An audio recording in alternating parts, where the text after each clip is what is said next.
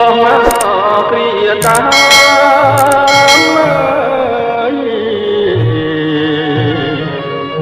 ចិនដាជួយផ្ដាំសន្សើមស្នេហ៍ស្និទ្ធណា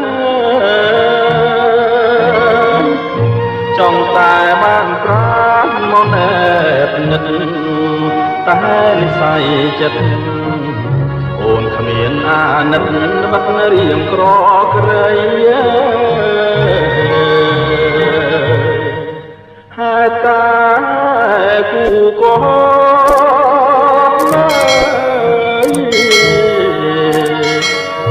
ចិនដាភ្លុំស្អំប្រែជាបាតីត្រៀមបដូរជីវិតបឺតគឹងចង់រាយនេះសូដនស្រីបើសិនជាខ្សែក៏បងមិនស្ដាយកូនសែងហូតជាលីស្នាមលោហិតបញ្ជាក់រឿងពិតសញ្ញាពាក់ក្តីអូនបានសាច់ចាសំគូនិស័យមើលសែនជាតិទេស្រីបានស្បត់ស្បែស្នេហ៍តែបងមួយ